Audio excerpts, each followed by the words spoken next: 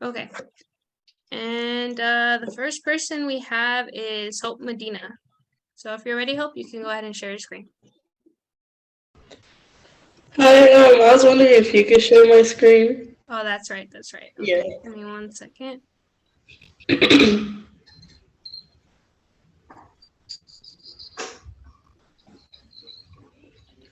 Okay, and then as far as this, I'm just gonna play it. Are you gonna talk over it, or you're gonna talk after?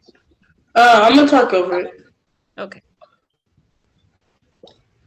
Let me start it over.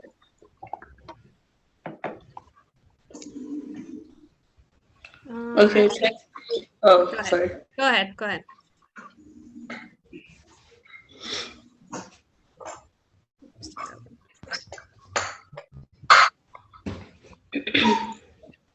TechScan technology for the future. TechScan is the newest technology making your health our priority. With TechScan, you can skip most unwanted waiting times at the doctor office.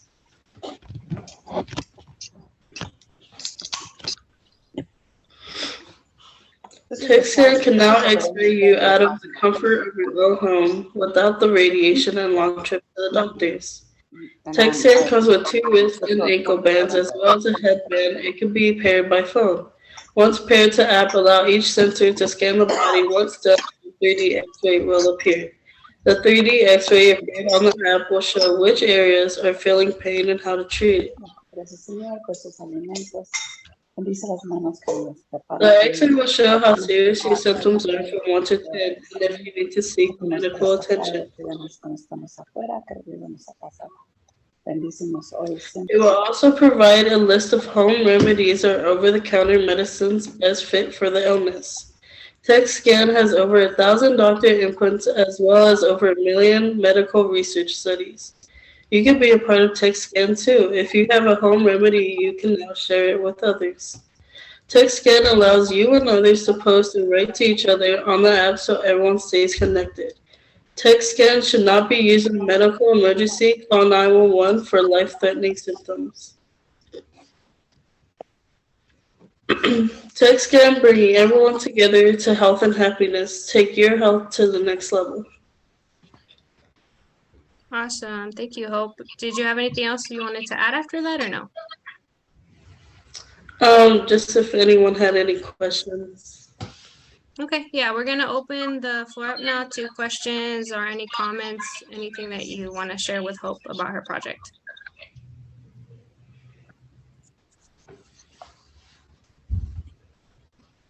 Well, I had a question. Hope, do you think that there's any the product sounds great, by the way. I just want to know if maybe to elaborate a little on like the risks or limitations that we might encounter with the product, with the service. Like, what do you mean? Yeah, so like if there's any risks, like any way that we can like foresee it maybe not working like it's intended to, or if there's any way to work around that. If it's not working, I suggest I would put like a return on it. I feel like the only thing that could mess up on it would be like the inputs or like the wristband sensors or stuff like that. But yeah. Awesome, thank you. Thank you. I have a question. Why did you choose to do this particular topic? I chose to do this because I know a lot of people, like if their stomach hurts, they like look up on the internet and then they're like, oh, well, I have cancer. And it'll just be something like small, you know? Yeah. Like they'll over exaggerate what they look up and stuff like that. And it also decreases the wait times waiting at the doctor office because I've been to a doctor office and I had to wait like 11 hours before. Yeah, I've been in that situation too. Small. Yeah. But yeah, that's why I chose it. Okay, thank you. Does anybody else have any questions or comments? If not, we're going to move on to the next student.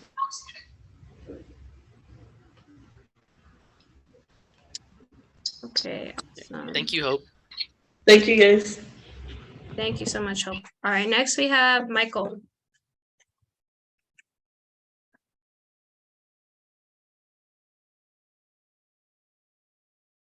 All right, can you see it? Can you hear me? Yes, yes. All right. Let me put this up here. All right, let me start from the beginning. All right, so the name of my pitch project is called Mike's Part Pickers. All right. So what is it about? The main goal for my pitch project is to give people an easy way to shop for their gaming equipment and smartphones on their budget. Smartphones. You'll be able to set your budget and preference in your device in the app. Gaming equipment. You will be able to set your budget and preference for your gaming items. Questions. How is your idea an example of AI, and how will your career benefit from it? Basically, it builds on the construction guide and user evaluations to provide specific suggestions for your next buy. Move this up here. Another question. Identify a problem in your chosen career / interest that you think AI can be used to solve it. Build instructions may include goods that are out of stock / incompatible. Questions. What data will your idea need, and how will you collect it? Basically, it will need to connect to vendors and stock. Supplier advice will be used to get product information from sellers. Question. What are your potential risks or limitations of your idea? Stock can leave pretty quick in certain parts, or stock can leave pretty quick as far as certain models and parts. And question and answers, Q&A. All right, thank you, Michael. Thank you, Michael. Does anybody have any questions? Maria said, love the creativity. Thank you. Yeah, it was very creative. I wanted to ask a question as well, Michael. All right. Do you know that if there's any sort of way that there's like a human component to the application? I know that it's an AI that, you know, is able to make suggestions based on electronics, right? So electronics, you know, like phones and stuff, and also computers. Do you know if there's any sort of how'd you say social component? Is there any way that you can connect with other people's suggestions or builds? Is there any that they can recommend maybe? Okay, that's a great question. Yes. As far as in the app, I don't know if I put this, but in the app there are there's basically like a community of people who've bought from my app, and they can basically they tell you like, this is a great product, everything was shipped right, the AI did great. Basically, it's like a community in the app for like buyers and stuff like that. See, says Mitchell says it's like a dating app. I don't know if that's an app description of it, but I do like that community aspect of it. So, you know, usually a lot of people like talking about this sort of thing, right? A lot of people are very interested in tech and applications like that. So yeah, that's really cool that you can integrate like a community pool into that. Yeah.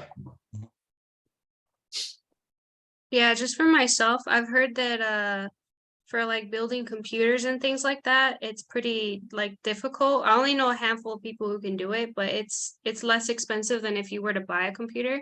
Yeah. But like you don't know where to start. Like if you're somebody who doesn't know anything about computers or like know where to start, I think your app would be really beneficial for that. So I like it. Yeah, that's why I basically made the app, because of that reason. Some people may not know how to build a computer, and so you buy from my app, and it's like a pre-built chip to your house. Okay, that's cool. That's awesome. All right, love it. Does anybody else have any questions or comments for Michael? We'll move on to the next student.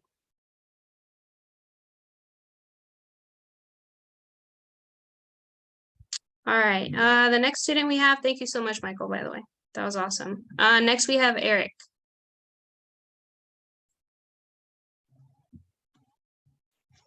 Let me just screen share real quick.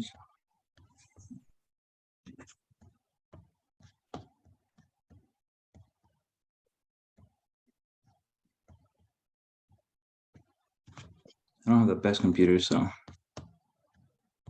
It's Give me okay. Don't worry the- about it. Take your time. Need to hit up Mike's PC part picker. do. I don't even see the option to screen share. Oh, never mind. There you go.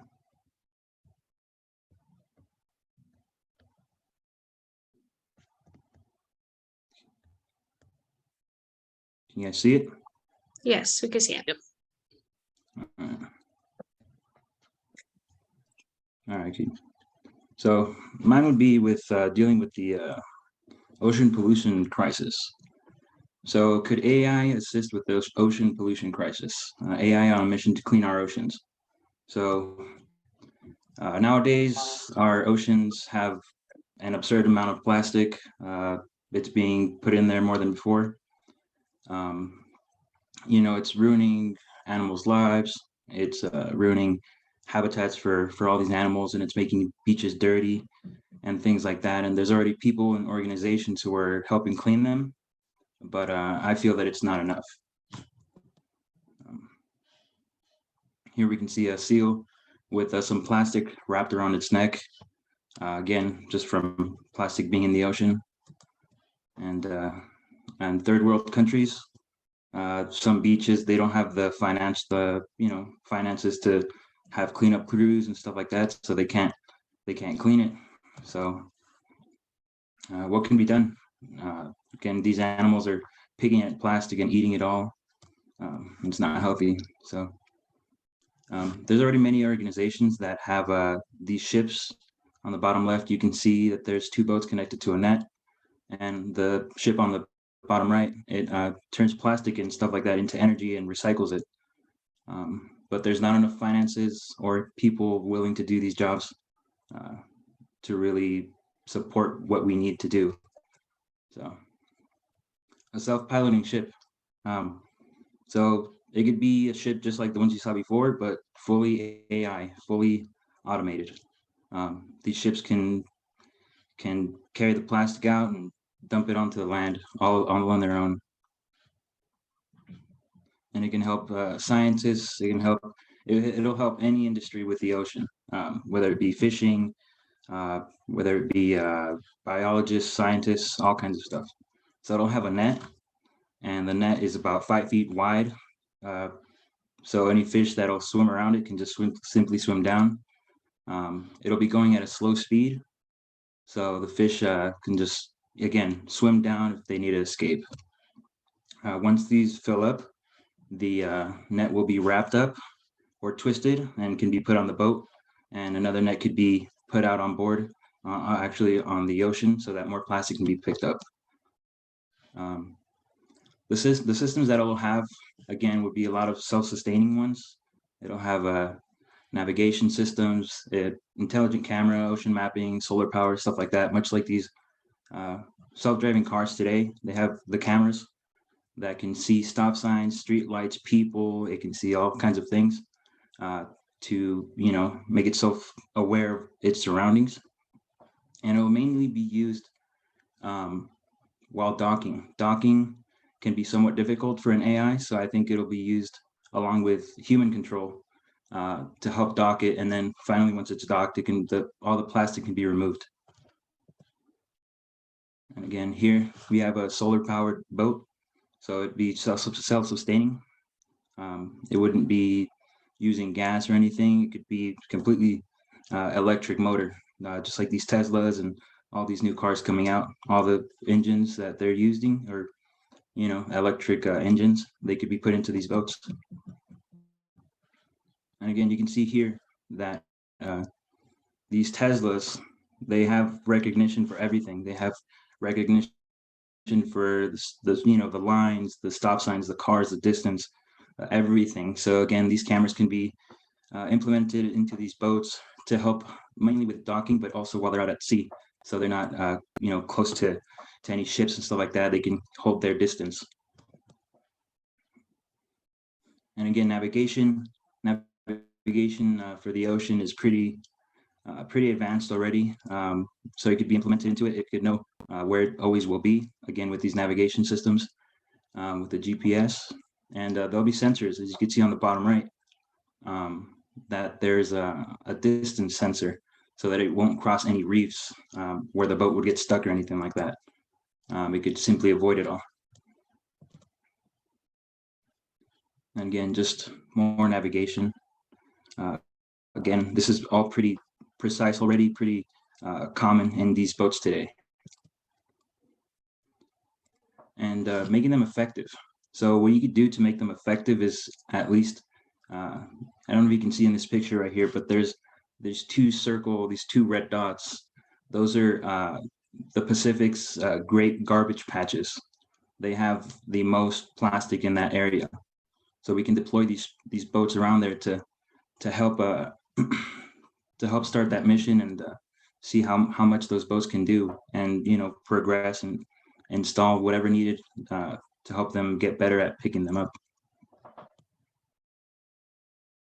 Again, the benefits of this all is that an ocean that's clean is going to help us all, because the plastic that fish eat eventually can come to us if we eat a lot of fish.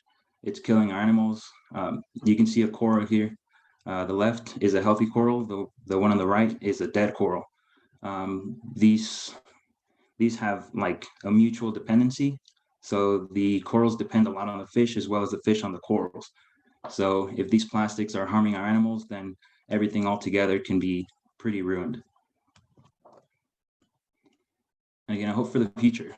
You can see this picture, a lot of life, a lot of colors, and just an amazing picture. And if we don't stop this, I think it can really kind of ruin that and make our ocean pretty harmful to us and to these fish. But yeah, that's pretty much it. I know they have again, all the systems and everything like that would be self-sustaining. There's not a lot of artificial intelligence, I would agree. But yeah, that's pretty much it. And that's the last slide. Are there any questions? Yeah, thank you, Eric. Sorry, I'll read off the chat as well for everyone. It seems Benny really liked this project. She says, she completely agrees that if each person does their part, can make a change, meaning that picking up after ourselves, and even if we see trash, start by picking it up, bringing awareness, something that we need to save our sea life. It's a very cool solar powered boat. Thank you for that input, Benny. Maria asks, what countries are currently participating in AI ocean vessels? I'm not sure if it's countries, but there's specific organizations. I mean, it could be people from all over the world into this one single organization. Again, those two pictures I showed, the two ships connected to one net, is from one organization that has two of those systems. It's called System 001 and System 002. And they go around picking up, just surface plastic in the oceans. And they're building another one that's going to have an even larger net to help speed up the process. And they're going to have several ships.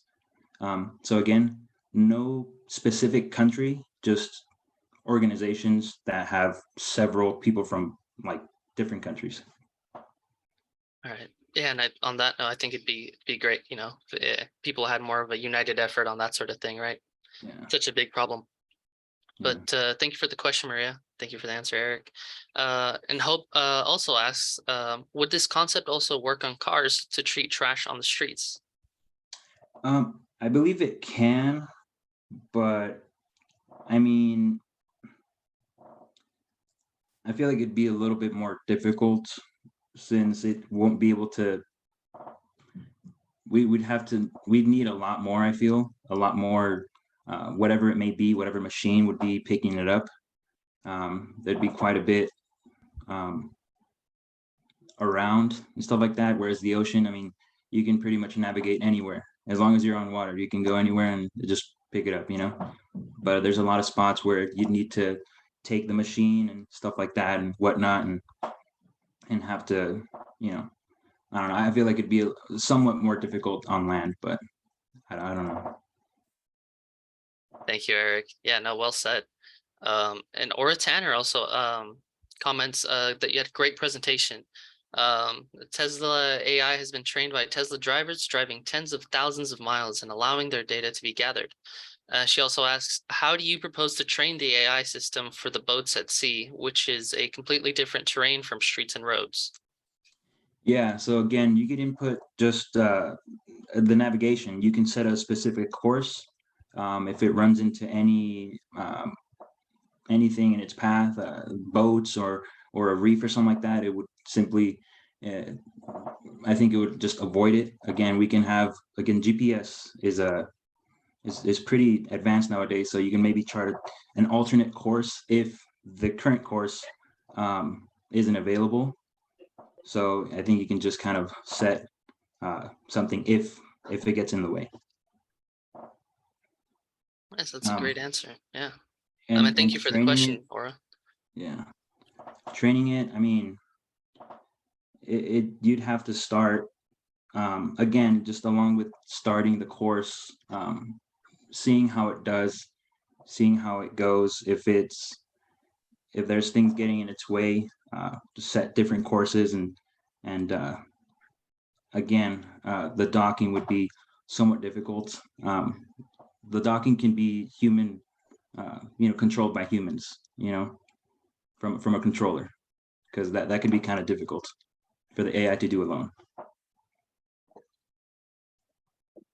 Great. Yeah, well said. Or yeah, that was in your presentation, right? Yeah, we have that human component helping it dock and also being able to manage the trash off of it. Yeah, that's very well researched. Yeah. And again, thank you, Aura, for the question. It's a very insightful one. Our tutoring team. So yeah, says they love the presentation and the ideas to help clean up our oceans. So, Yeah. Thank you, and if guys. anybody else had any questions or comments.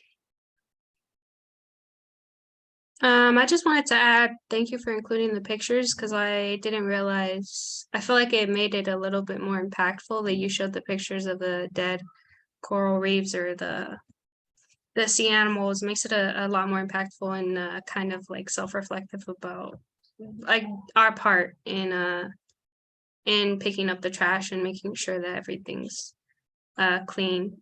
And then was that Mitchell? He said no questions, but that was beautiful. And oh, that was Michael. Sorry, Michael. And then Aura said excellent response, especially showing the parts human would be best at and what AI would be best at. Yeah. All right, thank you, Eric. That was Thank you, amazing. guys. All right, next we have Leo.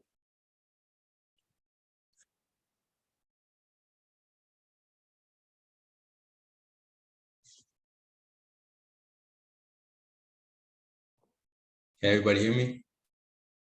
Yes. All right. Okay, let me just, okay. I'm good to present now. All right. Hi, everybody. My name is Leonardo Hernandez, and my presentation is Jim Writes His Paper. Okay, so this is my good friend, Jim Halpert. He goes to college and he has a paper due in 3 days. And he's not my friend. It was just a corny joke I made. This is John Krasinski from The Office, if you didn't know. Okay, so he likes to procrastinate and wait till the last second for every deadline. He's gonna spend most of his time scrolling through social media, like TikTok and Instagram, just scrolling mindlessly, wasting his hours.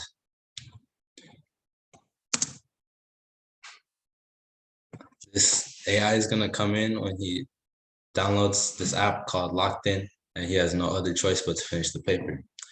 And I'm gonna go in more into detail why it's gonna not give him a choice. So essentially, this AI is gonna get rid of your laziness because it's gonna lock you out of your phone, because who else here likes to waste time on their phone even though they know they shouldn't? Yeah, so the way this AI works is gonna lock you out of your phone and make sure that you're doing your work. Essentially, it's like a parental lock, but for the people who don't have any parents or adults with no supervision. So the AI is gonna be used and it's gonna collect data to make sure somebody's, say you need to write a paper, you're gonna put it in the app and it's gonna see that you're scrolling through TikTok all day, and it's gonna be like, you can't do that. You got to go do your paper. So it's gonna lock you out of your phone. And to make sure that you're doing your paper, you see the picture that's like scanning the phone, like the face? It's gonna make you set up your phone somewhere so it can scan you doing your work.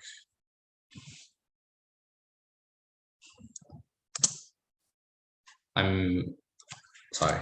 It can also be used for like exercise or cleaning your house. It's not just writing papers. It honestly, it'll just get rid of the lazy factor in your life. The risk factors, the app would be set up to prevent like security breaches or anything, just so like maybe somebody wouldn't want their information to be like stolen or anything. You would have like a two-factor authentication, like most other apps, or if you want to log into something, and it would just give you a different code. It would be like really like strict on security, so just to make everybody feel safe. And the only limiting factors are if someone's scared to give their information, then they wouldn't be able to give this a try because it will need data to collect. But if you have a working cell phone and you know how to use it and you want to not be lazy anymore, I think this would help you a lot. Thank you. That's my presentation. Is there any questions? That was great, Leo. You took me for a curveball there. I thought you were going to do a presentation on like something that writes my papers for me or something, or does my work for me. You know, you're making sure that my lazy self does work. So that was pretty cool. I'll read off some of the responses. Benny says that she's guilty. And Hope says that she needs this, you know, in reference to the service it offers. Michael also mentions that he likes how you started with the joke. That was a great presentation. Thank you. All right, so that's all. Thank you guys for your time. Oh, Leo, we have a couple more Oh, questions. sorry. I didn't. Don't worry about it. Aura says, awesome. She asked if you can talk more about the specific data that would be collected for the app to work. It would just be like somebody sitting at their screen. It would just be like, so like on your phone, you see like the camera, right? It would just collect data of you sitting at your screen, making sure that you're like actively typing, so you're not being lazy. Like, so just so it would make you productive. Do you think that there might be like a way for you to show or to connect the application to like the work that you need to have done? So maybe have a you know, say input like a to-do list or something. I think, yeah, it would be possible. Yeah. Okay. And Hope asks, would this work on other devices apart from a phone? Yeah, honestly, if you can honestly download it onto like any type of electronic. Right. Any sort of one with a camera, I imagine, right? Yeah. Yeah. Okay. Maria says this would eliminate a lot of distracted people, or maybe eliminate a lot of distractions from people. Yeah, this will help me too. Yeah, certainly. Armani asks, will it be like a reminder to stay focused? It wouldn't be really a reminder because it wouldn't really give you a choice to stay focused. Like it gives you like, it takes away that option. Like you really don't have a choice but to like do your work, because you won't get back into your phone, or like, because it's just gonna lock you out until you finish what you need to finish. Right. So it basically grounds you from your phone. It's not requesting, it's demanding. Yeah. Could I ask another question? Because it's too much to write.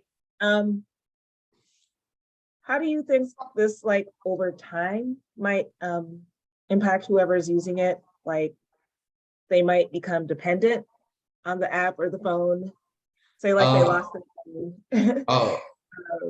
Honestly, I think it would impact them in a positive way because eventually they might not need it anymore because they're like maybe they'll just switch to like regular reminders and be like, oh, I had this to do. Maybe I'll just go do it now.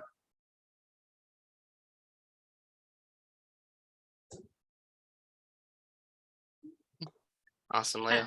I have a question actually, Leo. Yeah. What if there was an emergency? Like, was there a way to surpass that? Would you only be able to like, okay, Oh this is an yeah. emergency and I need a call, or like, would there be a way to like go past it without giving it an excuse or like lying about it? So like only in the event of emergencies or something like that. Yeah, it would only be you wouldn't be able to access your apps. You would only be able to access like a phone call Okay. or your Thank you. messages. Like it would know. That's what the AI is for. They would know if it was like if it was urgent or not. Cool. And the tutoring team said it would be very useful in a classroom setting. Benny said, dang, that's a challenge for me. All right. Armani said, how would they know if we finished doing our assignment or not?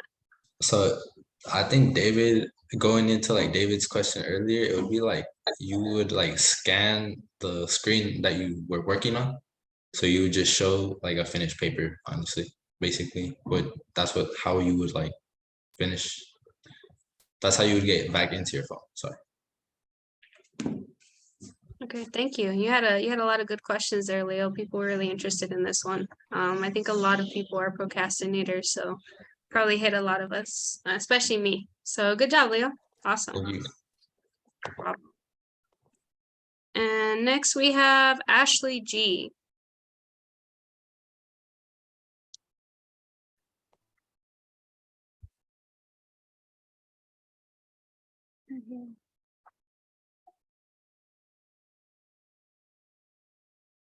Okay, so my name is Ashley, and my AI pitch is called Beach Day with Greg.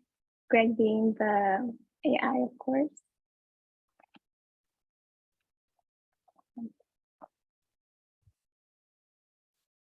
Okay, so first and foremost, I would say that I'm very passionate about the earth, and which is why, okay, so I'm very passionate about the earth. It provides for us and gives us a lot of necessities, and it's a beautiful environment. And however, one of the largest environmental issues that we have is pollution, specifically in beaches. Trash that is thrown onto the beach later ends up in the ocean and results in killing thousands of sea animals. But with an AI that can help pick up trash both on the beach and in the ocean, or both the beach and the ocean will be cleaner because of the AI. And life for sea animals and birds will be improved and hopefully saved.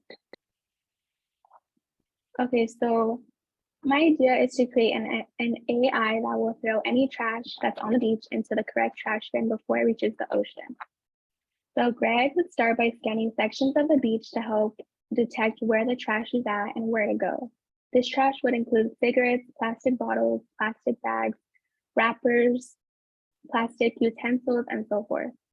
Then, using the tires specifically made for the sound, Greg would maneuver itself to the detected trash and use its picker upper arm to pick up the trash and throw it away, all in hopes to result in a much cleaner beach and environment.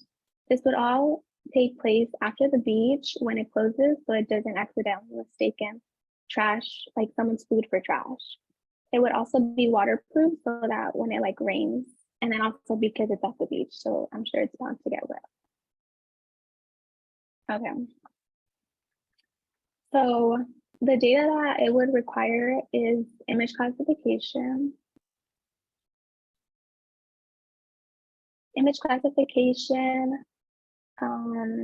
which would be necessary so that it knows what it's looking for. The ability to perform physical tasks, such as being able to move in every direction and pick up objects. The ability to scan large sections of the beach, maneuver through the sand, and lastly, have a proximity sensor so it doesn't accidentally run into large rocks or a pile of sand. All the data would be collected would mostly be collected and figured out by technology engineers, since that's mostly what Greg is made up of.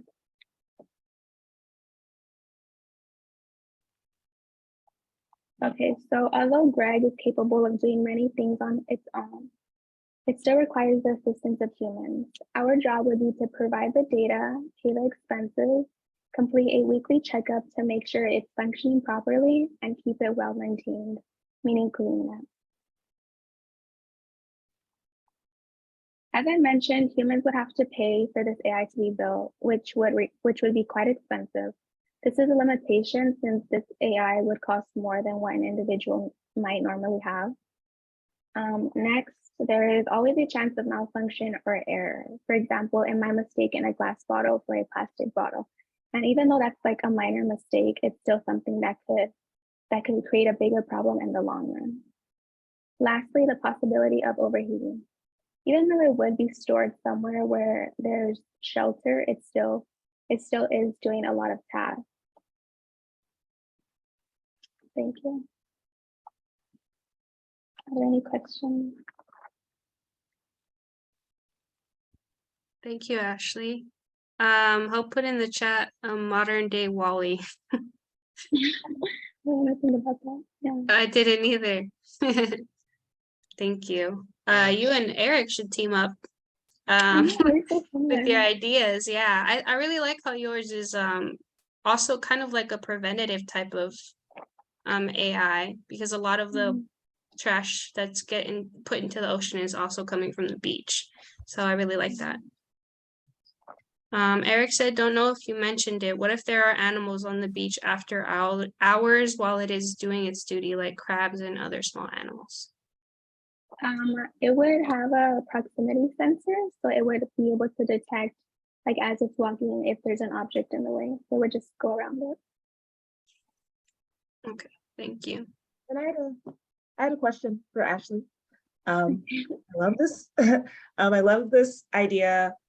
My question for you is around, do you think humans would be able to do this better than an AI? Because it seems like it might possibly be slow. And I know when they have like, say like beach cleanups, you have like 100 people go out to the beach and they're all like, so that's kind of a, do you think AI or Team Human would be best at doing this? I definitely think that humans like would be faster, as you said, but I think that because like on a daily, like I wouldn't say that like there's groups of people like picking up trash every day, and I think like AI could come in place in terms of that, but like I definitely do think like humans would be much faster, especially in groups, but like in terms of like on a daily basis, perhaps like that would, help to clean it up when humans don't. Okay, that makes sense. It's almost like kind of like a Roomba when you put it and it's just in your house and it's just always there. Yeah. Whether, okay, very cool. Thank you. Does anybody else have any other questions or comments? Eric said, how can it tell if it's trash or animals when avoiding an obstacle? I think image classification would come in handy, because like I would like the data would be an image of like a specific piece of trash and like not like animal or like birds or anything. Thank you. It's a good question, Eric. Anybody else have any questions or comments for Ashley? Awesome. Thank you so much, Ashley. That was great. And let's go ahead and move on to Stephanie.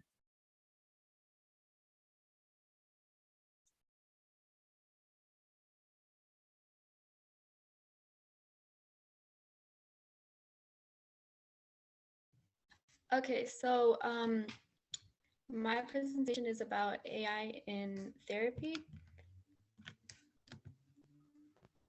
Why is it okay? One sec.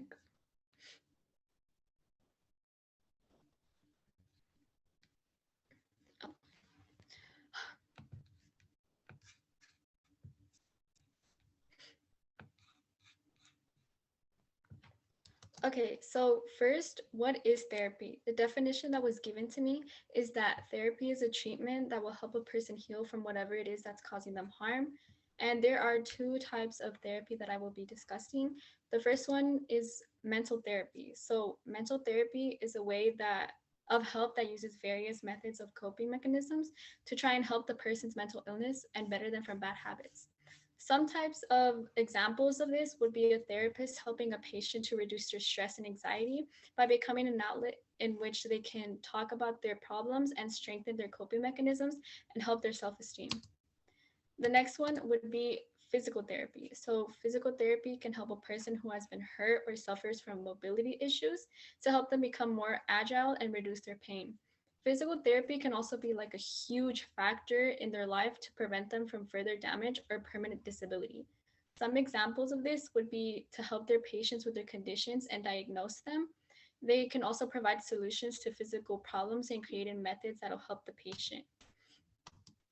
So, next would be how can AI be used in therapy? So AI can help look through previous data of the patient, like their mental illnesses and physical conditions that they've been diagnosed with. It can also look through their family members and genetics, because as we know, genetics plays a huge part when it comes to mental illnesses and physical conditions, because it can and will be passed down from family member to family member.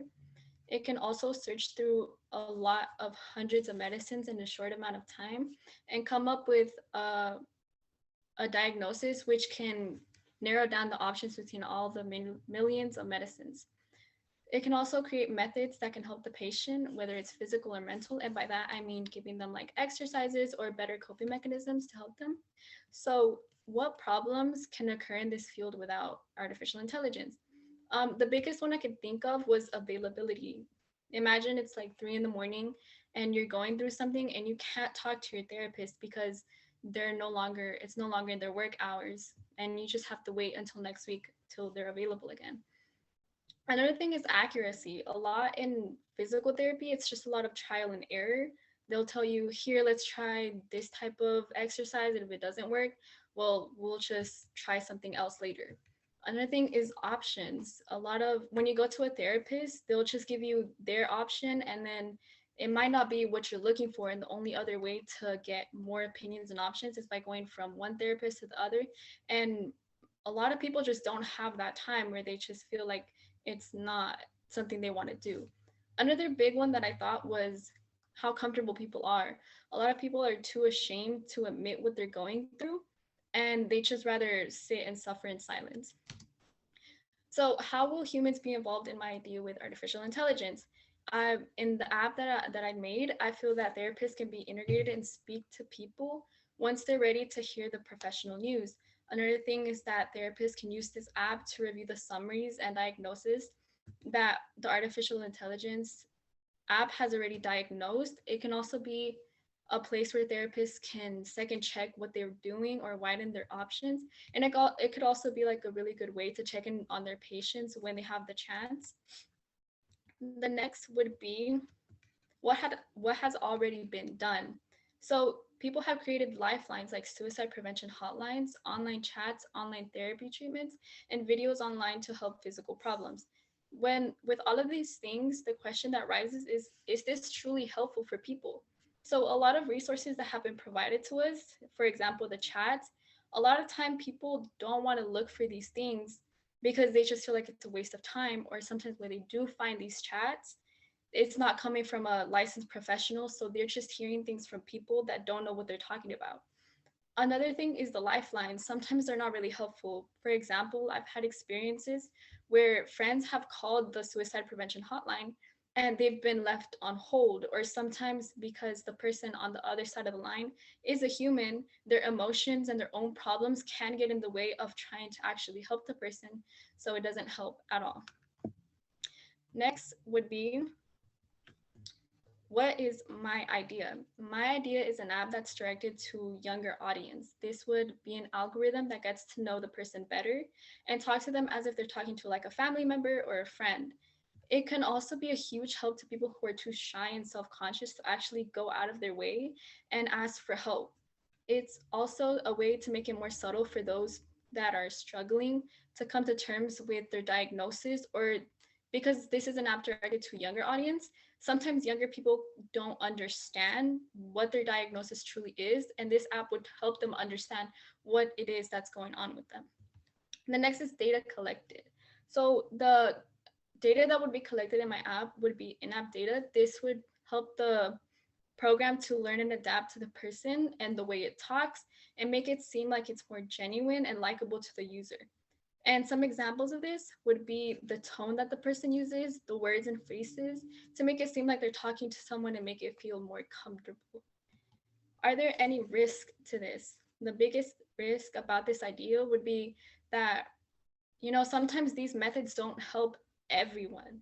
It has to be to people that it's not for everyone. So it has to look for specific people. Another thing is that it just might not help them because it's not made for them. One limitation of this idea is the fact that at the end of the day, it really is just a program. And to some people, it might not feel like as good as a face-to-face interaction, and it might not help them at all. So that's the end of my presentation. Are there any questions?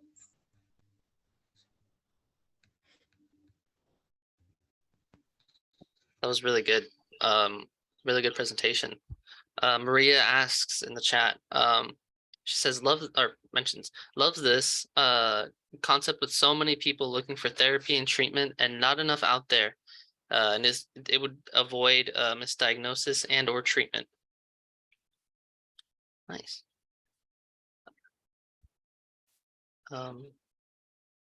I also had a question on this one. I wanted to ask, I imagine that a lot of this data for, the AI therapist would be derived from, I guess, previous research and previous methods, I guess you can say, maybe taking examples from real sessions and records, and things like that. Do you think that there's any way that this can also help collect data, for example, to advance maybe those techniques and methods? Yes, I feel like once the data, if it gets more people involved, like those that don't go out of their way to get therapy, so it'll bring in more information to see what is truly going on with people, with other types of people. So it would just get in all the information that probably hasn't been explored yet because of those people that just are too shy to look for it. Right. Yeah. There's different types of data. And there's like the quantitative, which is, your numbers data, but then there's qualitative for, social sciences and issues like that. That gets kind of hard to record and, get a hang of the research. And I feel like your project, it seems like a really good, tool for people to also use maybe for feedback or things like that for your AI therapist. That might help advance that sort of quality of care that people are looking for. Benny also mentions, I like this especially because therapy has been so helpful even to me. Yeah. And it makes it more accessible. Yeah. Sorry, go ahead, Aura. Oh, sorry. I was going to say this was really excellent and well researched. I wanted to ask you about a part where you said like you would use the AI to first get to know the person. One, I know there's a lot of like AI chatbots out there, but I think the way you describe it, especially with the human therapist actually doing like a second check on what the AI is diagnosing. But I know for a fact there is like a stigma, especially in like Black and Hispanic communities with going to get therapy. So I think this would be a really good like on-ramp if they're not used to just going to talk to someone. I think having your app would be really cool. But my question is, how do you think you can make a person comfortable with giving their data so that the AI can get to learn them so it can, customize and target their treatment? Like, what do you think you could put in place, or do you think that would not be a problem? So like I said, I feel like once people start talking to this like artificial intelligence program, at first obviously they're gonna be a little awkward, you know, you're gonna think, oh, this is kind of weird to give all of these people my information. But obviously I wanted to make the app to be as confidential as possible. So it'll give them like, hey, like just to make sure like all of this is confidential, there's nothing out here unless you want to, once you want to actually talk to a professional, so it'll like ease them into that. And I was thinking as well, like when you start therapy at first you're really like, you don't want to talk to people, but I want the AI to slowly like pick up on everything they have, so then eventually they won't even notice that they're giving this information, and then it'll just be like, hey, like you told me this, so I'm going to give you this little diagnosis, and then you do what you want with this information, and then eventually it'll like, here's this number for this type of helpline, or like for their therapist once you want to like actually get into that. And that's what I was thinking of doing with that.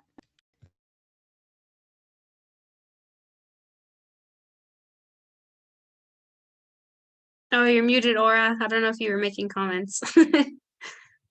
Oh, no, I was just like, no, that's a great explanation of how you kind of wrap them in. But no, that's excellent. Thank you. That was a great question. And Hope said, is there an option to talk to real people on the app, like someone who is going through something similar rather than just the AI? So for that, I like I said before, in the app there would also be therapists involved in this. So once you're ready to tell them, hey, this is what I'm going through, I feel like I finally have enough courage and to give this information out to someone that's an actual person. And how can I get this help? And then you can start scheduling things like which mental therapist is closest to me, which physical therapist is closer to me, to actually get them to talk to people and maybe get them the courage to go out to the like outside and get actual help from someone that's real. Thank you. That was explained really well. Thank you. And yeah, that's been my experience with some of the hotlines as well. I've heard even just therapists wanting feedback. Like you said, there's usually like a disconnect between when you're calling a hotline to when you're going to talk to your therapist. Usually that's information you need to relay from the hotline or from the extra chat box to your therapist. So that would be a really good gap, because then they would be able to see what's going on without having to ask you. Maybe if you're not comfortable bringing it up the next time you see them. So yeah, I think it was really awesome, Stephanie. Thank you. If anybody else has any other, oh, Ara said this app would be a great first step for people getting on the road to therapy. Thank you. And if you guys have any other comments or questions, you can put them in the chat. If not, thank you so much, Stephanie. That was a great presentation. And next we have Armani.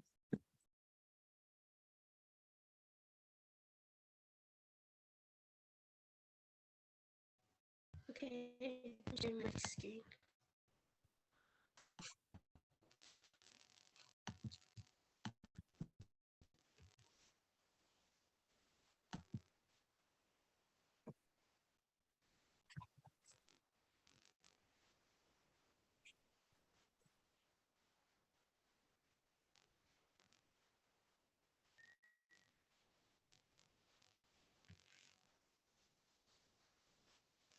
Okay, so hi, my name is Armani Jefferson, and mine is called the Baby Dome.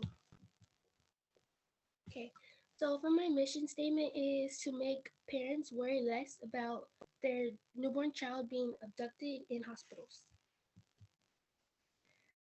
So the problem is that from 1964 through September 2021, there was a whole bunch of babies went missing, 335 to be exact, and we want to make security measures.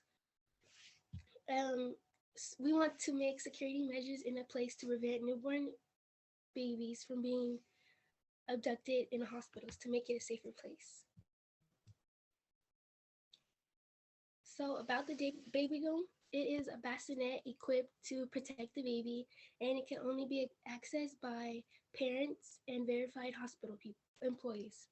So it is accessed by fingerprints and eye scanners, and it pumps purified oxygen into the dome so the baby won't suffocate. And this is related to my career field, which is a crime scene investigator, because it's in the biomedical field, and biometrics has to do with biomedical sciences. So how is AI being used and solved is that the baby dome, by face recognition and allowing people, let me redo that. So AI can be used in the baby dome by face recognition and allowing hospitals, I keep messing up.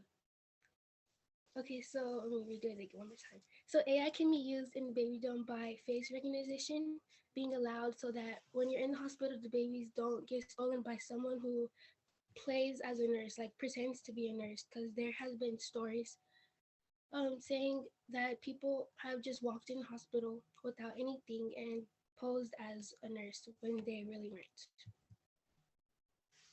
So things that have been done. Parents have been educated about abduction risk, and there have been numbered bands on babies and the parents, so like they know like that's your baby. And there has been photographs taken of the infant in color and wearing color photograph ID badges. Data that is collected is retina scans, which is like your eyes, and fingerprints and handprint, so they know like it's you. And the solution is to incorporate biometrics to ensure a quick, reliable way to make parents, specifically fathers and like any parent, easier to see their child and be able to take them home.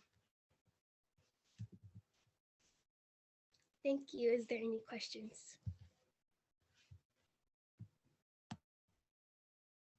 Thank you, Armani. You did great. Benny said in the chat, wow, that's amazing. I would have loved this to have with my kids in the hospital. I wouldn't sleep thinking the nurse was going to take my baby out of the delivery room.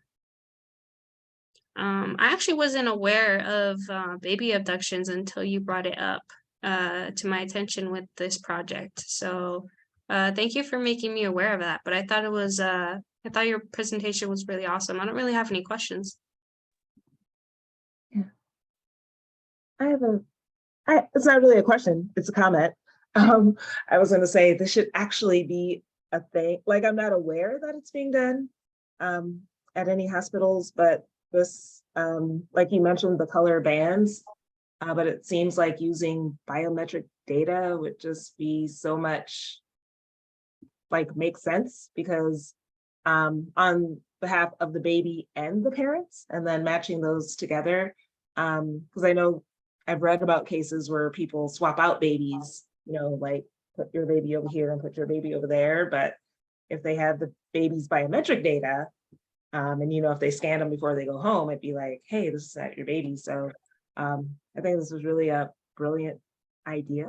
And I don't know if you can like copyright things or anything like that, but you should see about talking to someone about this. I think it would be excellent.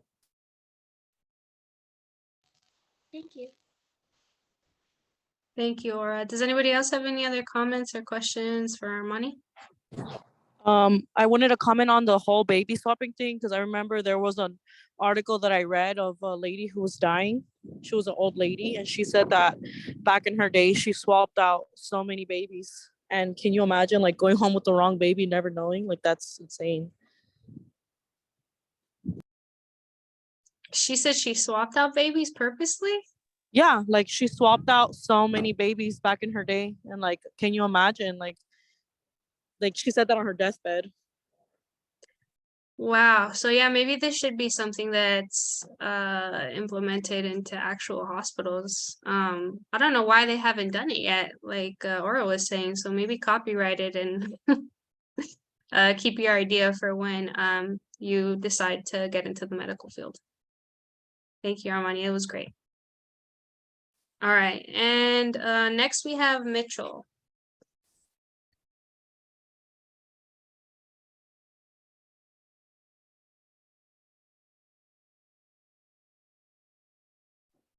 Okay, I'll just share my screen.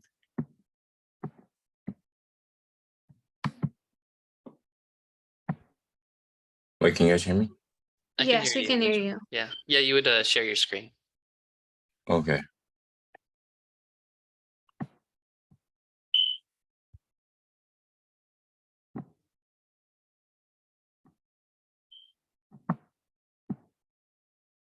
Can you guys see it?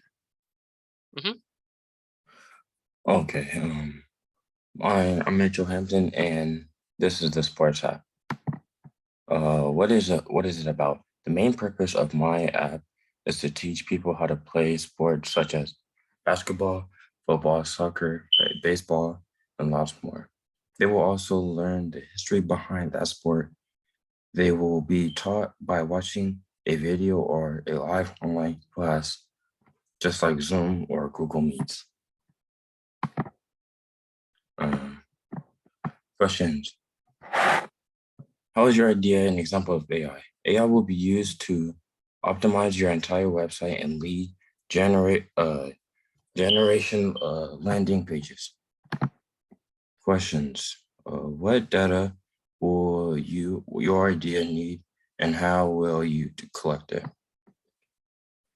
It will need to connect to sports stories and websites in order to connect the students to the items, equipment, and appliances. Questions. What are the potential risks or limitations of your idea? The instructors or trainers may not be able to attend the live class and vice versa. Questions. What human skills will be needed to complete your idea? The teachers and trainers who teach you how to play the sport will be the human skills. Basketball and football. Basketball, in the app, you will need to be taught how to shoot the ball, dribble the ball, lay the ball up, the ball, depending on your position, along with the history behind it. Football, in the app, you will be taught how to play any position you like. You will be taught how to throw the ball, catch the ball, and the history behind the sport. Soccer and baseball. Soccer, you will be taught how to control the ball, kick the ball, depending on your position and the history behind the sport. As well as baseball, you will be taught how to hit the ball and catch the ball, depending on your position. You will also learn the history behind the sport. And questions and answers. Or just, yeah. Thank you, Mitchell. Yeah. We have a comment from Kathy saying, as a community member, I am so impressed by all of your innovative ideas. You're all going to change our world and our AV community. Keep up the good work. She's mentioning that she's leaving to an appointment, but sending I wanted to mention that she's sending you amongst everyone else, the congratulations and well wishes.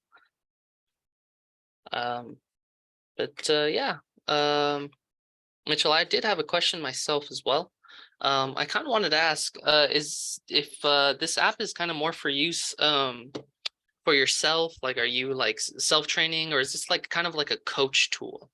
Like gives data, like how your your angles, maybe your positioning in the sport, the power you're using behind your shots or your swings, things like that, for your own training purposes, for you to watch later, or for a coach to use this information and relay what you need to do differently.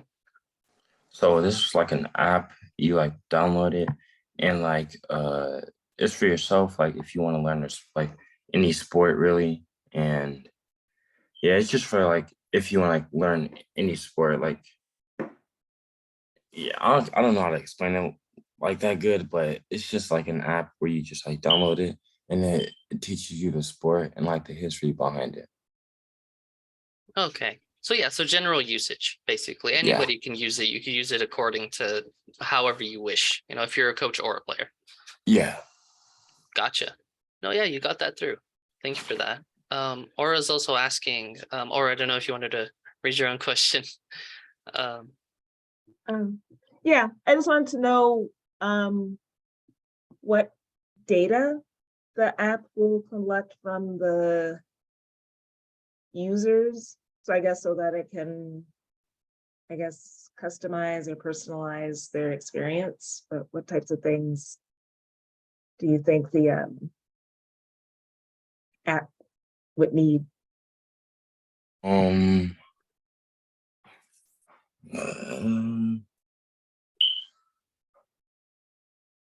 it would like collect data from like sports games and stuff, and like like like games. No, not sports games, but like sports and like other. I don't really know how to explain it, bro. But I guess the question is, how would it track if you're learning the sport or not correctly? Like, would it be like a camera watching you? Would it be like watching you in the way that you're doing a technique, or would it be by how many, like, let's say baskets you're oh, making, or okay. yeah, so stuff like that. Oh, I did. That was like that was like a smart question. I didn't like know that, but yeah, it would like be a camera watching you. So yeah, it would like be a camera just like Okay. watching you like collecting data from that. Yeah, and something, and I'll let you get to the next one, but something I thought of, because like, I think, is it Byron was saying as well? Like, I thought that adding the history of the different sports was interesting, and just brainstorming with you. It would be really cool if like, you know, you took that history to help people reach goals. So say like, hey, back in 1971, you know, Dirk Thomas, you know, shot the most free throws. He made 87. So you might, hey, can you beat Dirk Thompson? And so I think that history piece is really interesting and novel, and you don't see that in a lot of apps. But this is really cool. Yeah, it would be. Yeah, I would like that. Byron Brantley said, I like that you added the history behind the sport. I feel that's missing from a lot of in-person sports programs.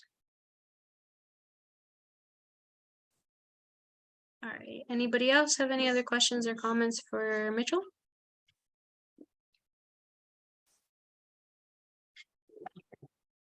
Right. Awesome. Great job, Mitchell. Thank you, Mitchell. All right, next we have Ashley S.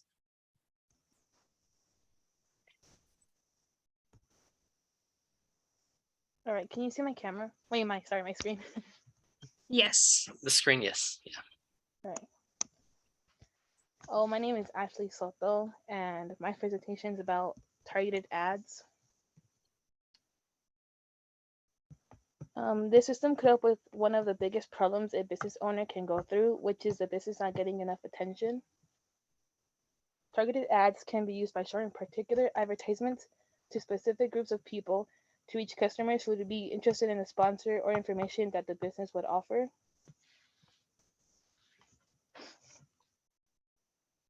This system would use data by tracking your activity on the internet related to personal interest, demographic, location, online habits, and even past purchases to craft and distribute the most relevant ads possible.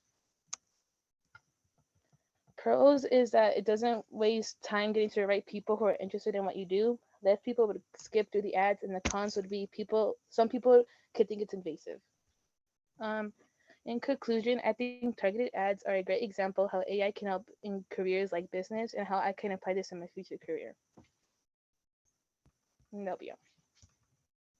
Okay, thank you, Ashley. I wanted to ask, maybe, just for a little bit more details regarding it. Do you know if, you know, we targeted ads are something that, you know, we encounter on a daily, right? We put something into Google and then we see ads all around what might be related to that in terms of products or services, right?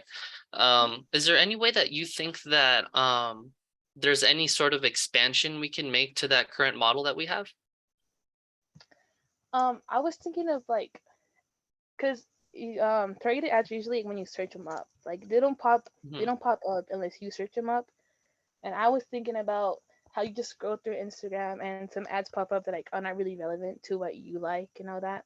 Mhm. And I was thinking about using that in our daily lives. How I feel like more business like small businesses ads would like get noticed just by adding it to like our recent use of like the internet would like it would use data from what we usually like people that we follow, like stuff that we would like, and actually use like actually see what ads that we would like, and actually like I guess how do you say it? It's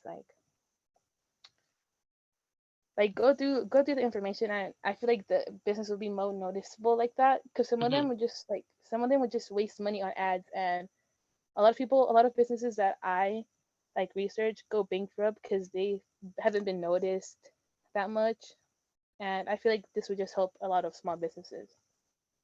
Okay, yeah, so this is the way that we're expanding it, right? So as opposed to just having it as becoming a tool for, you know, big corporations, big conglomerates, manufacturers to use for their product, this is something that's more on a localized scale that perhaps, you know, your local mom and pop shop can use, maybe even, you know, the local library can use it to create ads for, I don't know, events and resources that they have, right? Maybe stuff like that is what I'm getting here. It's more a much more localized experience. Yeah. Okay. Also, Carmen's mentioning that Chris Creefer had a comment that these are all great so far and have a lot of potential. And that goes for you, Ashley, amongst everyone else. Thank you. Did anybody else have any questions? I had one. I'm trying to ask questions of everyone. These are all like super interesting. I was gonna say, I guess my question for you is how can you, I guess, like you had mentioned, users seeing ads that they would actually like or use, like what kind of, I don't know what you would call it, like tools or controls can you give to people so they might be able to control that aspect? Because the thing with targeted ads is they take your data from everywhere because they're selling your information amongst one another's, mainly the social media platforms and the big tech companies. But what do you think you could do, since this is a more, like you said, localized, to give people control so they're not being bombarded and nudged to maybe buy something they don't want to, or just feeling overwhelmed? How do you think you can give more control to the user of what ads they see? I guess I would I don't know. I don't know how to explain it, but it's like, you know how right now it says, "Oh, I wouldn't like to see this ad again," or it's like it pops up too much. I guess I would keep that, but add in a way where it's like I've seen it too much, but I would like to see other small businesses that are doing the same, but like in a different like way, you know? Okay. Yeah, and that's actually excellent. Like that happens on my computer when I log in. It shows different pictures on the screensaver. And it's like, do you want to see more pictures like this one? Or do you? So yeah, that's a great idea. Thank you. Yeah, thank you, Ashley. Carmen also had a comment saying, I think this would be a great app, possibly that's centralizing people who support small businesses. And I concur. Yeah. Yeah, there's actual entire communities that are that pride themselves on having an economy built completely out of small businesses. You know, no conglomerates here or big corporations or chains. You know, there's a lot of places that do appreciate that small business side of things. So yeah, it's a great market to tend to. Okay, did anybody else have any questions or comments? Okay, all right, thank you, Ashley. So I believe this is our last but not least, Annette. If you'd like to present now. Yeah, I'll start.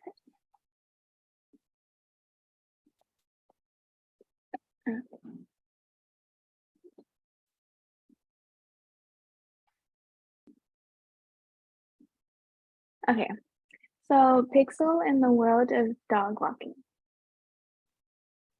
Okay, so first, what is Pixel? So many dog owners do not have the energy to walk their dogs every day, or sometimes they're exhausted coming back from work, they're too tired, or they get sick. My idea was to create an AI that will be able to walk dogs without the owner present, but most importantly, do it safely. Pixel will be a trusted friend to owners and dogs. It will be able to take the dogs on numerous routes, pick up and dispose of dogs' business, and it will be waterproof and will not overheat. The way that it won't overheat is because it will pop up in an umbrella that it has when its temperature gets over 78 degrees. Okay, how is it how is Pixel AI? It's a computer that will collect data and put it by humans, and that data will then help Pixel serve its purpose of dog walking.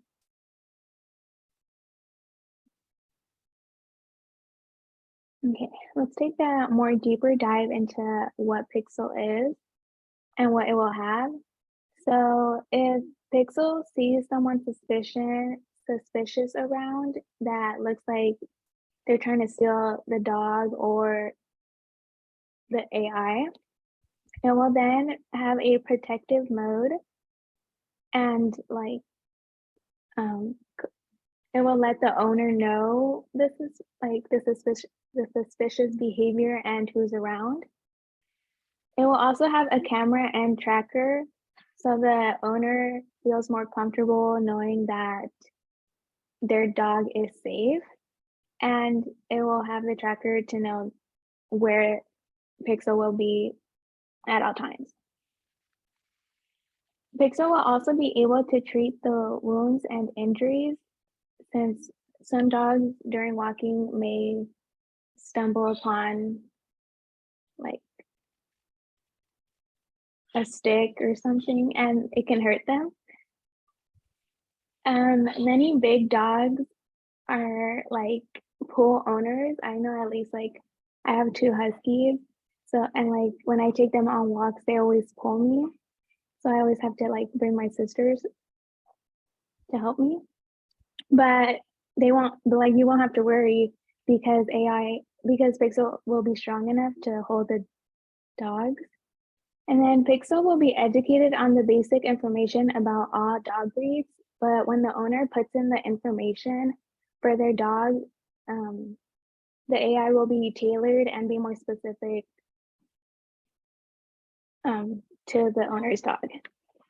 The owner can even set up a time for a walk as a reminder, just like, oh, it's time for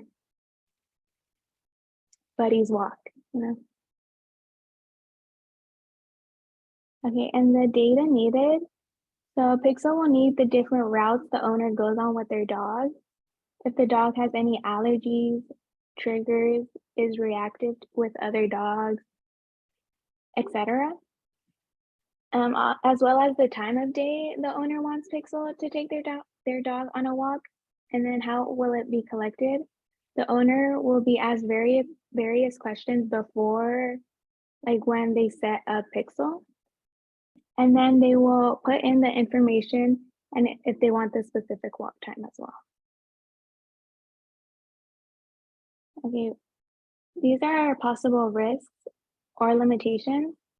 So a concern is that the dog may not allow Pixel to treat its wound, and this can occur if it's like moving or it's not staying still. But Pixel, it will have like a first aid kit that is able to treat the wound, but of course the dog has to let it. And then the speed. So some dogs walk faster than others, depending on their size. But the owner can put in the speed they want Pixel to go. But for example, let's say the owner has a small dog, and then a big dog. Obviously, there's a big size difference. So it's like that would be hard to know what speed both dogs are comfortable with.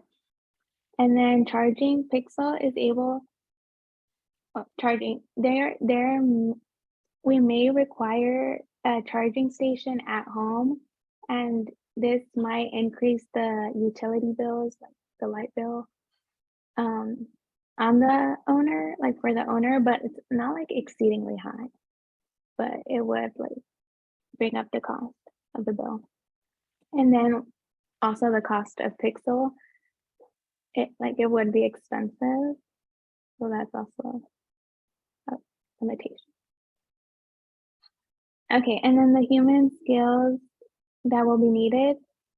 The owner must be knowledgeable of their dog and honest about the information they put in so that AI can have every possible solution to the behavior of their dog. This also helps Pixel become as accurate as possible. They should also teach their dog that Pixel is good and should not be scared of it. Okay. How will Pixel help me in the future? So when I get a job in my career field, I may not have the energy to take my dogs on walks every day like I would like to, but I wouldn't worry because I know I can count on Pixel to help. Thank you. Any questions? Thank you, Annette. Yeah, that's a great presentation. I believe you have answered this already, but I'm going to read it, in the comments anyways. Benny had asked, how would it work with big dogs? For example, I have a Great Dane. He's taller than me. He's super huge.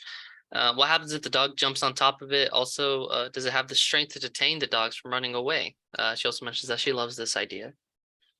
Oh, thank you. Yeah, Pixel will be able to detain your Great Dane, and well, that's also, like you mentioned, a risk that I had. So you would have to like train him to not jump on it, or just like know that it's good,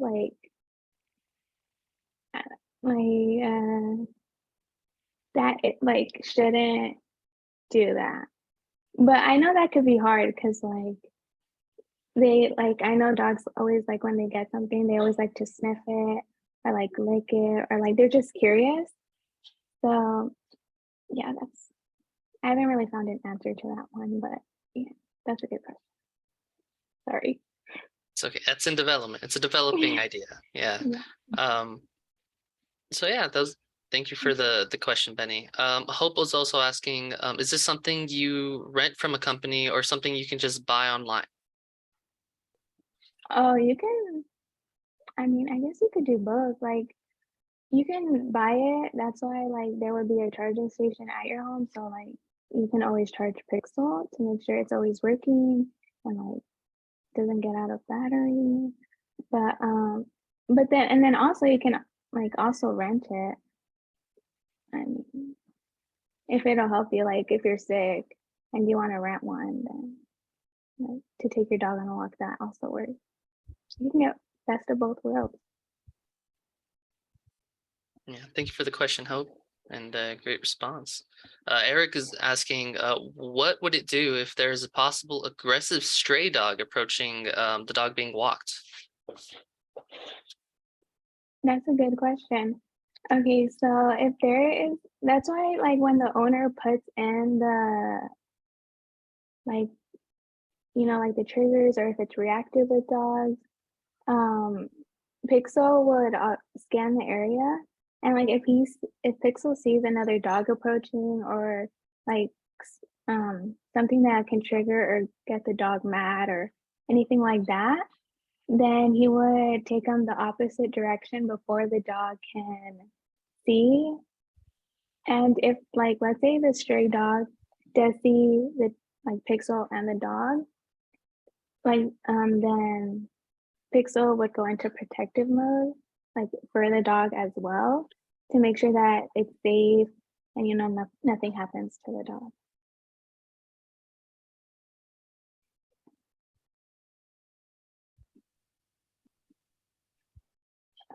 For the cost one, like what is the general cost? Yeah, I'm still like I was still working on like how much I wanted it to cost, but I was like thinking like, I mean, it would be a lot. Like I think it would be, it's like 50,000 or is that, like I don't know about that. Like that one's like TBD, to be determined, because I'm not sure. I'm sure it would be expensive. It's a great idea. Yeah. Yeah, good question. Maria said, love this. Maybe from this idea we can create a pixel for housework. Yeah, I think that would also be a good idea. It would be like to clean the house. And I had a question as well. One, this is interesting. Earlier this year, Toyota, like I think back in April, they came out where they filed a patent for a dog walking robot. But theirs is designed to, and I can share the link if you want to look at it. But theirs is designed to completely have like no human interventions. It's just a robot, AI powered robot all by itself. Is that the same idea for your Pixel? I know you mentioned the humans kind of like training the dog and helping it to understand it's safe, but do you envision that the robot would just be out on the street by itself, no humans walking the dogs? Yeah, that's what I thought, because I do want the AI to be able to walk the dog by itself. But are you talking about like without the owner or like with no people anywhere? Okay. Because I think one of the things, I think people who were reacting to the Toyota one was dog theft. Like, what is there to stop someone from just coming and unhooking it, you know, from the robot and just taking the dog? Right. So what types of, I know you said protect mode to like, I guess protect the dog, but would there be anything else to like prevent theft or stop a thief from taking someone's dog? Yeah, I got you. I mean, yeah. I mean, I only had thought of the protective mode, like Pixel would see any cars suspicious or like people, and then like alert the owner, and yeah, Okay. that's all. Okay. Sure. No, sounds good. But no, I like this idea. I'm not a dog person, but sounds cool. Sounds cool. Thank you. All right, and then Kim said, this is wonderful. I love the deep thought of the projects and creativity. And she also wanted me to let you guys know that she's proud of you and to keep excelling in your dreams and passions. Awesome, and I think that's it. We are a little like 1 minute over, but congratulations, guys. You guys all did amazing with your presentations. I'm really proud of all of you for finishing with these past 10 weeks. Thank you for everybody who has come in to hear. it was a hour and a half then, so I'm surprised you guys stayed the whole time. Thank you for staying and carving out that time. And Maria wanted to let you guys know, awesome, great work. You all did amazing. So Byron said, stay curious, you all, great job. And if I could just say something quickly, just as someone course. this is like super impressed just with your knowledge and understanding of what AI can and cannot do, the different types of data, how these AI systems should be built, thinking about the risks and the limitations. So yeah, like this is like you wait. You said they were in high school or college or whatever, right? Some college, some in high school. Yeah, but I've taught like semester-long courses, and yeah, you guys are like right up there with the people. So this is very impressive with just the different areas you chose to apply AI to. So kudos, hand claps to all of you. Thank you, Aura, for your words. You can always speak whenever you want. You can always make comments. Yeah. Special thanks to Aura, by the way. Meanwhile, we're on that wave. Thank you for making a lot of insightful, concise questions that really made everybody think a little bit and really elaborated everybody's projects as well. It really furthered a lot of the discussion. So thank you, Aura. We really appreciate your participation with us. No, I love coming out to the B's, even though I'm on the East Coast. I just want to, I like to make time. And yeah, these projects are always amazing. Like I would have never thought about that. And I was not aware of like a lot of these problems and use AI as a potential solution. So kudos to you and the teachers who taught you. Obviously did an awesome job. Thank you. Well, thank you guys, but really all the credit goes to you. Thank you guys for as Carmen mentioned, sticking it through the whole time, turning everything in, making sure that your projects were top notch. Everybody had creative ideas. Everybody had a very educational presentation that we all saw and learned more about AI and its integration with all these things, because as you guys were all had interests in your presentations, and it really showed.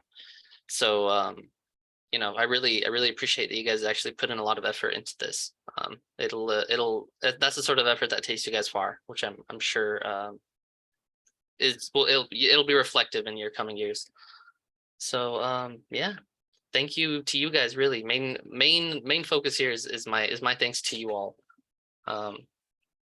Yeah, and again, as Aura was mentioning, superb job, outstanding presentations.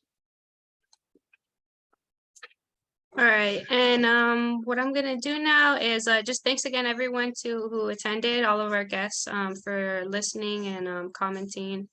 Even if you weren't able to comment or anything, thank you for listening in, and we appreciate you guys. And for now, I think we're just gonna ask the students to stay on for a little bit, so we don't take up too much of your time already. Bye, everyone. Bye. Yeah.